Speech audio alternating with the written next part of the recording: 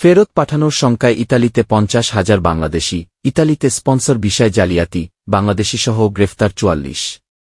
বিস্তারিত জানতে ভিডিওটির শেষ পর্যন্ত দেখুন। ইতালি সরকার অবৈধদের আগামী মাসেই আলবেনিয়া পাঠানো শুরু করবে। এতে করে ইতালি প্রবাসী বাংলাদেশিরা উদ্বেগোৎকণ্ঠায় দিন পার করছেন। কট্টর ডানপন্থী জর্জিয়া মেলোনি সরকার আগামী আগস্ট মাস থেকে ইতালিতে অবস্থানরত অবৈধ অভিবাসীদের আলবেনিয়ায় পাঠানোর চূড়ান্ত সিদ্ধান্ত নিয়েছে। এরই মধ্যে সেখানে আশ্রয়কেন্দ্র নির্মাণ করা হয়েছে। এর আগে আলবেনিয়ার সঙ্গে ইতালি সরকারের একটি চুক্তি স্বাক্ষর হয়।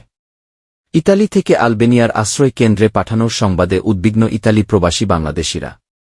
তিউনিশিয়া এবং লিবিয়া থেকে অভিবাসন প্রত্যাশী বাংলাদেশিরা ভূমধ্যসাগর পাড়ি দিয়ে ইউরোপে আসা অব্যাহত রেখেছে। ইতালিতে অবৈধদের সর্বশেষ বৈধতা দেওয়ার পর থেকে এ পর্যন্ত ভূমধ্যসাগর পাড়ি দিয়ে ৮০,৩৬৭ জন বাংলাদেশি ইতালিতে প্রবেশ করেছে। এর মধ্যে শুধু চলতি বছরের প্রথম ৬ মাসেই এসেছেন ৫,৩৯০ জনের বেশি। ইতালির স্বরাষ্ট্র মন্ত্রণালয়ের তথ্যমতে দেশটিতে বর্তমানে ৫০,০০০-এরও বেশি বাংলাদেশি অবৈধভাবে বসবাস করছে।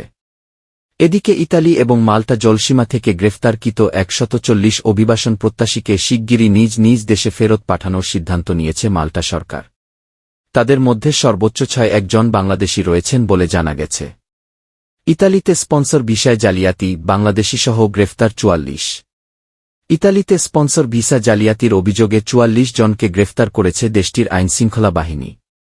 এর মধ্যে ইতালি নাগরিকের পাশাপাশি আছেন বাংলাদেশিসহ বেশ কয়েকজন এশীয় ও আফ্রিকান। ইতালিতে স্পন্সর ভিসায় জালিয়াতি, মোটা অঙ্কের অর্থের বিনিময়ে তালিকার বাইরের অযোগ্য প্রার্থীরা পাচ্ছেন সুযোগ। সম্প্রতি ইউরোপীয় ইউনিয়নের সম্মেলনে এমন তথ্য দেন ইতালির প্রধানমন্ত্রী জর্জিয়া মেলোনি। তিনি জানান, এই প্রক্রিয়ায় জড়িতরা মানি লন্ডারিংয়েও জড়িত। প্রধানমন্ত্রীর এমন অভিযোগের পর নড়েচড়ে বসে দেশটির পুলিশ প্রশাসন ও গোয়েন্দারা। এরই পরিপ্রেক্ষিতে গত বুধবার ১ জুলাই রাত থেকে শুরু হয় অভিযান।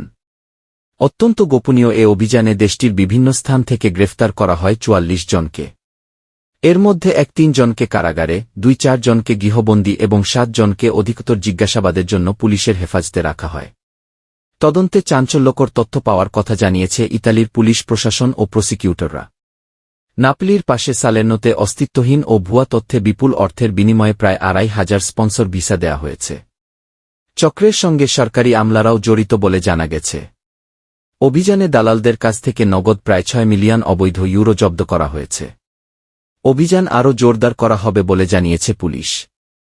গ্রেফতার ৪৪ জনের মধ্যে বেশ কয়েকজন বাংলাদেশি রয়েছে বলে জানা গেছে। ইতালির স্পন্সর ভিসা জালিয়াতির প্রধান টার্গেট বাংলাদেশিরা। দালালের খপ্পরে পড়ে সর্বশান্ত হচ্ছেন অনেক অভিবাসন প্রত্যাশী। তাই অবৈধ লেনদেন এবং দালাল চক্রের খপ্পরে না পড়ার পরামর্শ ইতালি প্রবাসী বাংলাদেশি কমিউনিটির।